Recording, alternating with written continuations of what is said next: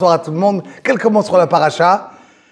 Mais avant de commencer la paracha, je pense que chacun l'a ressenti aujourd'hui et la semaine dernière. Et c'est pour ça que je voudrais commencer dessus.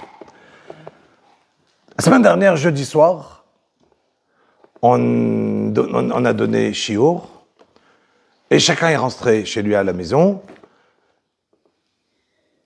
Un beau shiur, extraordinaire. Et on a raconté des histoires d'Akadosh Baruch Hu, Marabout Maaser Hashem, sur la Norvège, sur ci, sur ça, et combien la clé, le stop, tous les détails.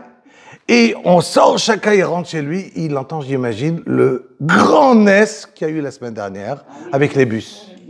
Que tout ce qu'on a raconté la semaine dernière n'était rien à côté de ce NES-là.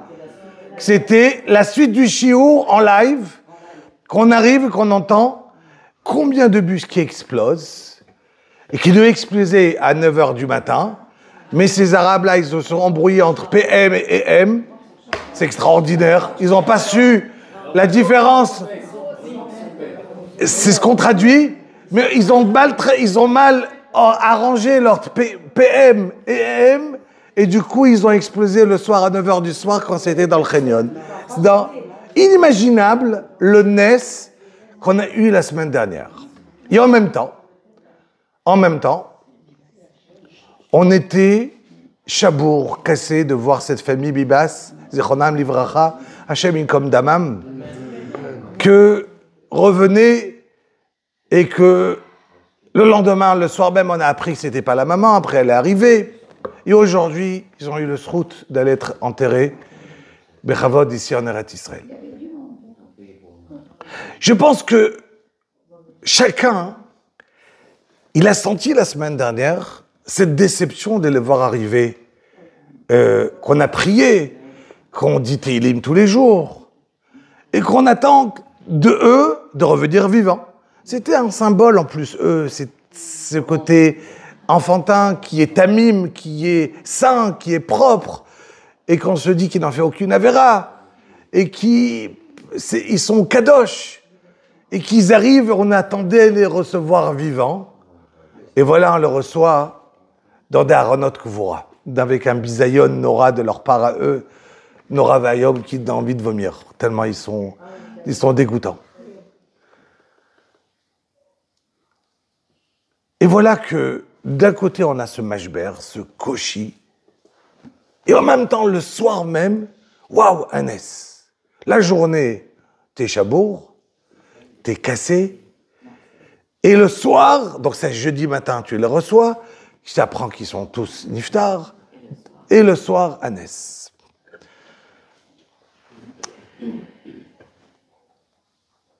Cet argacha, ce sentiment de se dire, tous nos prières étaient en vain. Et voilà qu'Akadosh Baruch Hu, il te dit, Kilo marchez votaille, marchez votechem. Ce que moi je pense n'est pas à votre manière de penser. Ce que moi je sais, vous ne le savez pas. Et donc votre filote, vous avez eu l'impression qu'ils sont partis en l'air, mais puis tout à coup, il n'y a pas la tsahal, il n'y a rien. Il n'y a pas le Shabbat, il n'y a pas le Bossad, il n'y a rien. Et je vais faire un S que tous votre filote, ils ont fonctionné, et les bus, il y a des nitzolim. C'est extraordinaire. C'est tous les filotes qu'on a mis. Moi, je ne peux pas dire, je ne suis pas dans le ciel pour vous dire ça, c'est pour ça. Mais c'est juste, on fait un et un, rien d'autre. On voit combien Kadosh Baruch Hu, il a pris un point, le jour même, qu'on a de la peine, il nous montre, tes tfilotes, ils n'y vont pas. Ça veut dire que, dans notre tête, il faut avoir une chose. Et c'est dessus que ça sera basé le shiur. L'être humain, il n'a pas la vision du futur. À peine du passé, il peut essayer de la comprendre. La vision du futur, il ne sait pas c'est quoi à cause de quoi. Il doit se dire une chose. Akadosh Baruch Hu, il m'a mis dans ce monde à cet instant-là. Moi, j'arrive dans le monde en plein milieu du monde.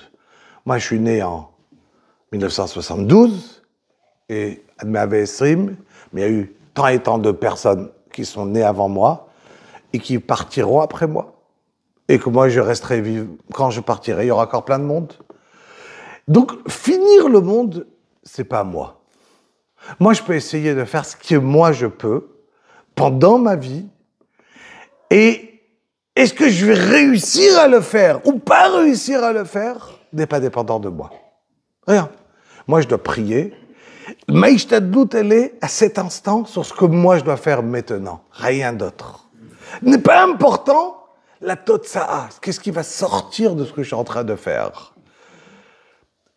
Je vais te méchatef, je vais partager avec vous un sentiment familial d'hier soir. Hier soir, on avait ici à la maison une simcha, un Sheva Brachot. Merci.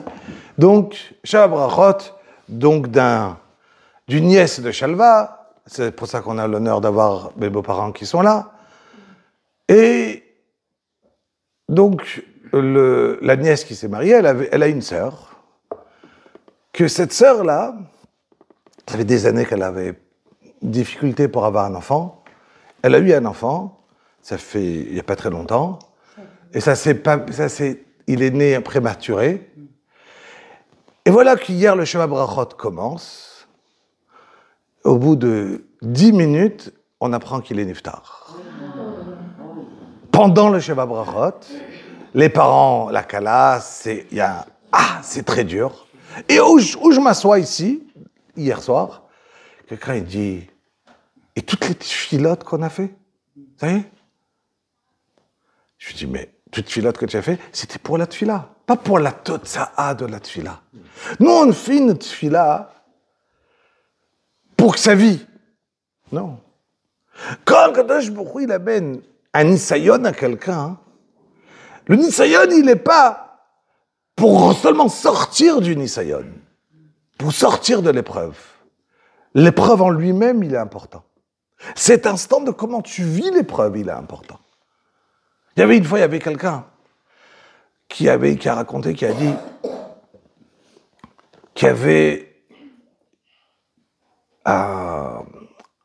il avait sa fille, un gars qui habite Bnei Brak, sa fille elle est née, elle a un problème de dos, et la personne a un avraire qui a à peine de l'argent. Donc elle était très, très, très courbée. Il s'est dit, comment je vais la marier, cette fille? Elle a des problèmes de dos, il a acheté un corset en privé et rattrapé le dos. Ça lui a coûté des milliers, de dizaines de milliers d'argent à mettre pendant une période de quelques années. Il s'est dit, mais ça vaut la peine ce que je veux faire. Pour la marier, c'est obligé. Donc il a pu arranger. Elle est arrivée à l'âge de 20 ans. Peu de temps, elle a eu la maladie. 3 mois, elle est niftara. Le papa, au Esped, il a dit, je comprends pas. Akadosh Baruch Hu, tu savais qu'elle allait mourir à 20 ans. Pourquoi tu m'as mis aussi un problème de dos que j'ai perdu autant d'argent dedans? Pourquoi? J'ai perdu autant d'argent dedans, elle s'est tuée à mettre ça. Il a dit, mais c'était ma question que j'ai eue. Et sur place, je me suis répondu. Comme ça, il a dit au Esped, d'accord? C'était pas pour après. Pour savoir comment elle va être, cette fille, dans sa tsniout, quand elle avait un corset pour avoir suffisamment bien habillé. Comment elle va réussir à passer cette période-là en tant que jeune fille. Moi, je l'ai imaginé pour pouvoir se marier. Moi, je suis parti plus loin. Chez Akadosh Baruch Hu, c'est pas pour plus loin. C'était pour aujourd'hui, comme elle va être. Et aujourd'hui, elle a bien passé, elle a réussi. Il y avait quelqu'un qui a raconté, Rabbi Israël Zilberstein, il a dit qu'il y avait une fois, à Bnei Brak, il y avait un avraire comme ça qui avait pas des enfants pendant des années. Elle a vécu dans l'espérance. Elle a vécu sur place en se disant, aujourd'hui, mais pas pour demain, pour aujourd'hui. Il y avait un avraire qui n'avait pas d'enfants. Dans des années, il a fait tous les tipoulim, il partait chez le médecin, ils essayaient d'avoir des enfants, un grand professeur, ils ont tout essayé. Au bout de tant d'années, le professeur, il revient, il appelle le couple, il lui dit, écoute, tout ce qu'on a pu essayer pour vous, ça marche pas. Mettez-vous en tête une adoption, essayez d'avoir des enfants de manière différente, ça marche pas. Vous n'aurez pas d'enfants. Le papa, il a dit, ok, merci. Une semaine plus tard, il revient chez le professeur. Je fais un siyum maseret. Vous savez, quand on finit une Gemara, on appelle ça un siyum. Je fais un siyum maseret chez moi à la maison et je fais une fête. On s'est connus, ça fait 16 ans qu'on est ensemble, qu'on a les traitements. On est devenus amis. Je vous invite au siyum. Je dis ok, avec plaisir. Lui n'était pas religieux, avec plaisir. Il arrive à la maison, il y a toute la famille qui est là. Et tout le monde arrive pour le siyum maseret. En plein milieu du repas, on lui dit, allez, lève-toi, prends ta Gemara et commence. Il se lève et dit, non, j'ai pas de Gemara. Le siyum maseret, elle n'est pas une maseret de Gemara, mais c'est une autre maseret. Ça s'appelle une siyum maseret ishtadlut. Pendant 16 ans, j'avais un rôle d'essayer d'avoir des enfants. Alors, je peux me dire maintenant, moi, tout l'argent que j'ai mis, combien de rendez-vous, qu'est-ce que j'ai fait, tout ce que le truc, c'était pour rien. Tous ces médecins qu'on a tournés dans le monde, en fait, compte, c'était quoi? Pour rien. J'aurais pas d'enfant. Donc, je peux me sentir que c'était une perte de temps. Mais il a dit, pas du tout. Akadosh Baruch Hu, il m'a demandé de faire une ishtadlut, de me lever, d'essayer d'avoir des enfants. Donc, ce que j'ai fait, c'était la volonté d'Hachem. Maintenant, cette volonté d'Hachem, elle s'est finie, je ne peux plus rien faire. Les médecins, ils me disent que je ne peux rien faire. Donc, cette volonté d'Hachem, elle s'est finie. Donc, ça s'appelle un siyum de mes efforts. Je ne fais plus d'efforts. C'est plus entre mes mains. C'est plus entre les mains de médecins. C'est plus entre mes mains. C'est fini. J'arrête. Et je remercie Akadosh Baruch Hu pour tous les efforts que j'ai mis, qui ont amené en vain, qui n'ont rien amené. Car je n'ai pas pensé que ce que je faisais était pour demain. Ce que j'ai fait est pour aujourd'hui. Ça ne marche pas, c'est pas mon problème que ça ne marche pas. Moi, je ne dois pas regarder qu'est-ce qui marche. Je dois regarder qu'est-ce que Akadosh Baruch Hu me demande aujourd'hui. Tout le monde était « Waouh, c'est extraordinaire ». Et encore pire, quand 1 an plus tard, il les a tous invités pour le brit de son enfant. C'est quand on a compris que la ishtadlut, elle n'est plus entre nos mains,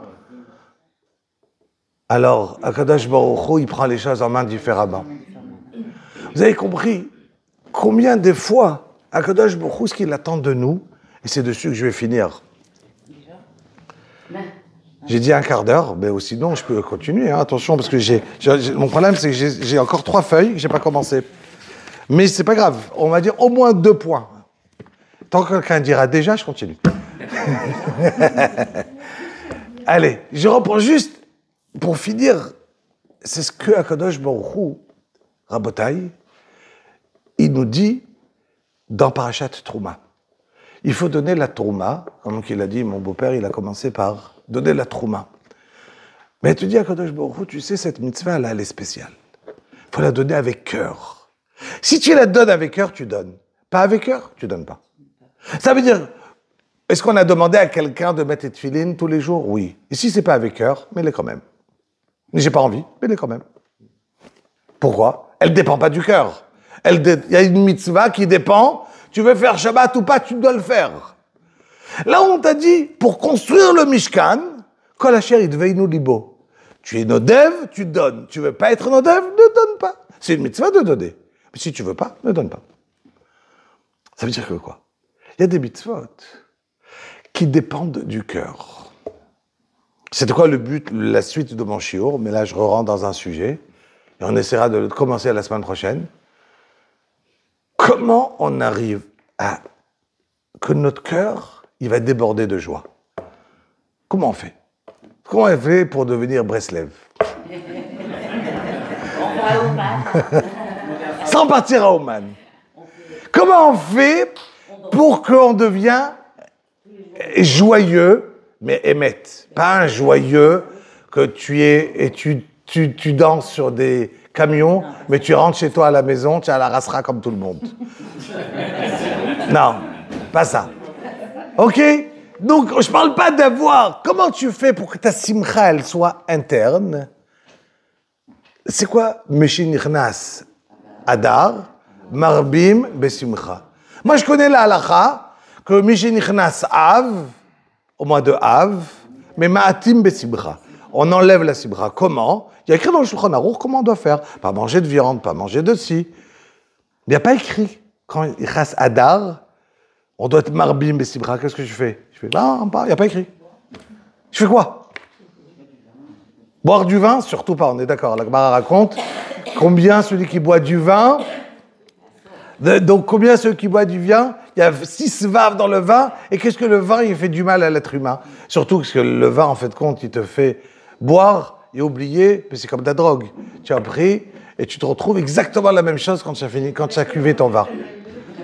Donc, qu'est-ce que ça s'appelle une simcha? Pour qu'une personne, il va ressortir et jaillir sa joie sans qu'elle s'éteigne. Parce qu'on sait très bien qu'une joie, imaginez qu'une joie, elle vient par un chisaron. C'est quoi un chisaron? Un manque. Il me manque, je dis une bêtise, il me manque une voiture.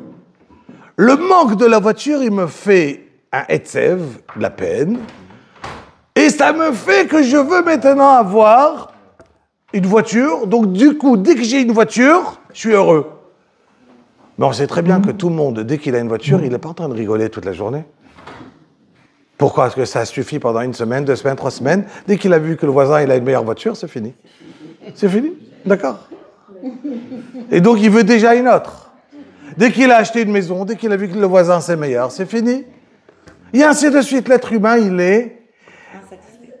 Et ça veut dire que tu vas avoir yesh lo mané, rotse mataim. Il a un mané, il en veut 2. Comment on arrive à une vraie simcha? Et ça, c'est un mahamar de Rav Dessler, qui est extraordinaire de comprendre la joie. Et comment j'arrive à faire Mishinichnas Adar? Ben, je suis marbé, mais simcha. Mais pas une simcha de dire, oh, ouais, je vais aller en boîte de nuit, je vais danser. Et je vais faire quoi? D'accord? Et ça va me donner quoi? Rien. Non, mais je une boîte cachère. Je sais pas, moi. Imaginons. Imaginons. D'accord, voilà, imaginons. Je sais pas, je suis jamais allé pour imaginer, donc, voilà, donc, mais imaginons. Moi, hier, j'ai dansé avec Jean-Louis, ça m'a suffi. Voilà. On a fait une valse. C'était très bien. Ah, voilà. Nous, on a le moteur de 4 temps. Donc, je reprends, Rabotai, c'est quoi la vraie simcha? D'accord? Et ça, c'est un shiur qui est très important. Parce que si quelqu'un n'a pas de joie dans la vie, alors il est quoi? Il est toute la journée en train de chercher de la joie. Et on veut tous être heureux dans la vie. D'accord? Et c'était ce qui était prévu pour ce soir, mais le Shonara, il est tellement important. Il est tellement important le reste. Et surtout, comme je disais, ce NES-là, de la famille Bibas, qu'il faut se rester dessus et se dire, Rabotai, rien n'est en vain. Et tout ce qu'on fait, c'est pour l'instant d'aujourd'hui. Il y a des gens qui ont fait tchouva ou c'est grâce à ça, ils ont pris plein de... Mais, vous me permettez, je rajoute encore une phrase, parce que chaque fois qu'elle dit, je rajoute encore un point. Voilà. Mais une dernière phrase et je m'arrête. Elle a dit à des gens qui ont fait tchouva. Toute la Shoah, c'était ça. Des gens qui ont lâché la Torah. Le Apikoros, il est arrivé... il y a un homme qui s'appelle Elie Wiesel. Il a écrit plein de choses. Et donc, un mahamar qu'il a écrit, c'était d'un homme d'un rabbin qui parlait à la choule. Et il avait le apikoros dans la choule, celui qui n'y croyait en rien. Et les deux se sont retrouvés à Auschwitz. Et Elie Wiesel qui raconte, il dit, le rabbin, il a perdu sa foi. Et l'apikoros, il a fait tchouva à Auschwitz. D'accord? Histoire d'Elie Wiesel. Combien, en vérité, l'idée, elle est là.